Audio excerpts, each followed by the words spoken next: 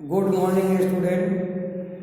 आज मैं आप लोगों को हिंदी पाठ्य पुस्तक कलिका के भाग 2 पढ़ाने जा रहा हूँ। कल मैंने आप लोगों को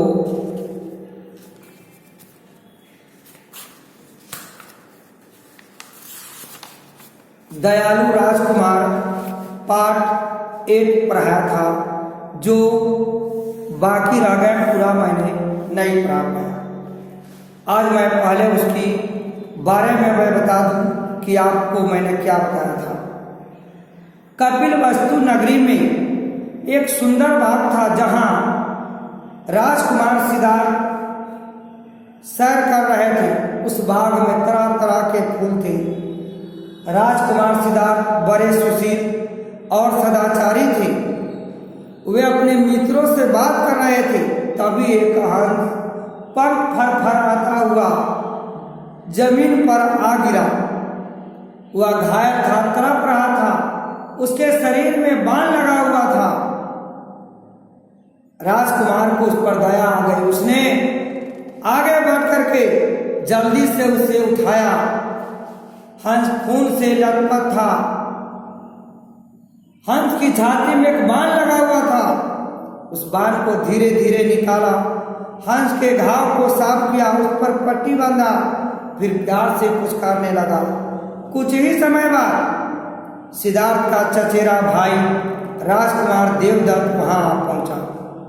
उसने एक हाथ में धनुष था। देवदत्त सिद्धार्थ से बोला, भाई, यह हंस मेरा है।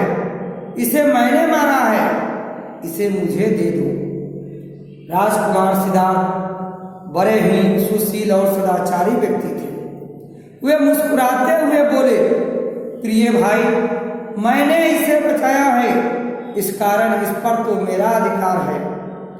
तुमने तो मारा है, मारने वाले से बचाने वाले का अधिकार अधिक होता है, इसलिए इस हंस पर मेरा अधिकार है। अब आगे राजकुमार देवदत्त क्रोधित होकर वहां से चला गया। उसने राजा से शिकायत की। राजकुमार देवदत्त गुस्से में आकर के वहां से चला गया। उसने राजा से शिकायत की। राजा ने सिद्धार्थ को दरबार में बुलाया। राजा की आज्ञा अनुसार हंस को गोद में लिए हुए सिद्धार्थ राजा के सम्मुख उपस्थित हुए। जब देवदत्त क्रोधित होकर के राजा से शिकायत करने पहुंचा, राजा ने सिद्धार्थ को राज दरबार में आने के लिए कहा। सिद्धार्थ राजा के सम्मुख उपस्थित भी हुए। सभा में देवदत्त ने सारी घटना इस प्रकार का सुनाई। महाराज, सुबह बाग में घूमते समय मैंने एक हंस को आकाश में उड़ते हुए देखा। मैंने उस पर बाण चलाया। हंस घायल होकर नीचे सिद्धार्थ के सामने गिर पड़ा।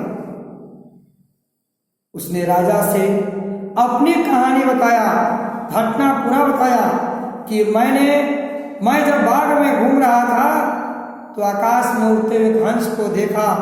मैंने उस पर बाण चला और हंस घायल होकर सिद्धार्थ के सामने गिर पड़ा। सिद्धार्थ ने उसे उठा लिया। हंस का शिकार मैंने किया है, यह मुझे मिलना चाहिए। राजा ने देवदत्त की बात समाप्त होने पर सिद्धार्थ से जवाब मांगा कि सिद्धार्थ, तुम इस पर क्या कहना चाहते हो? राजकुमार सिद्धार्थ ने उत्तर दिया, महाराज, उपवन में टहलते हुए यह हंस मेरे सामने गिरा। बड़े सुशील और सदाचारी उस राजकुमार ने बहुत अच्छे ढंग से कहा कि महाराज, बगीचे में टहलते हुए यह हंस मेरे सामने गिरा। यह कष्ट से चीख रहा था, यह पीड़ा से चिल्ला रहा था। मैंने इसके प्राणों की रक्षा की। मारने वाले की अपेक्षा बचाने वाला का अधिकार बड़ा है, अतः यह हंस मेरा है। दोनों ने अपनी अपनी बात कहा। एक ने कहा, हंस मैंने मारा, इसलिए हंस मेरा हुआ। सिद्धार्थ ने कहा, महाराज मैंने इस हंस को खून से लथपथ पाया, मैंने इसका घाव साफ किया, मरहम पट्टी किया, मैंने इसे बचाया, इसलिए यह हंस मेरा है। राजा ने हंस को नीचे रखवाया और कहा, दोनों राजकुमार हंस के सामने खड़े होकर उसे अपने पास बुलाए। हंस अपने स्वामी के पास चला जाएगा। एक एक करके दोनों राजकुमारों ने हंस को पुचकार कर अपने पास बुलाया। देवदत्त के बुलाने पर हंस अपनी जगह से टस से मस तक नहीं हुआ, परंतु सिद्धार्थ के एक बार पुचकारने पर ही वह तुरंत उनके पास चला गया। राजा ने वह हंस सिद्धार्थ को सौंप दिया। आपको फिर से मैं इस चीज को बता रहा हूं। राजकुमार क्रोधित होकर के राजा के पास गया और राजा से सिद्धार्थ के बारे में शिकायत की। राजा ने सिद्धार्थ को आज्ञा दिया कि वह राज दरबार में उपस्थित हो। देवदत्त राज दरबार में राजा के सामने कहा, महाराज मैंने आकाश में उड़ते एक हंस को देखा और मैंने उसे मारा और वह हंस सिद्धार्थ के आगे जाकर गिर पड़ा और सिद्धार्थ ने उसे उठा लिया, लेकिन मैंने मारा इसलिए हंस मेरा है। उसके बाद राजा ने सिद्धार्थ से पूछा, क्या तुम्हें कहना है? सिद्धार्थ ने कहा, हे महाराज मैंने इस हंस को मरहम पट्टी किया, मैंने इसके घाव को साफ किया, मैंने इसे बचाया, इसे प्यार से मैंने रखा, इसलिए मारने वाले से बचाने वाला का अधिकार अधिक होता है, इसलिए यह हंस मेरा है। राजा ने हंस को नीचे रखवाया और कहा कि तुम दोनों बारी बारी से इस हंस को अपने पास बुलाओ। हंस अपने स्वामी के पास चला जाएगा। एक एक करके दोनों राजकुमारों ने हंस को बुलाने पर मान गए। देवदत्त ने सबसे पहले उसे बुलाया।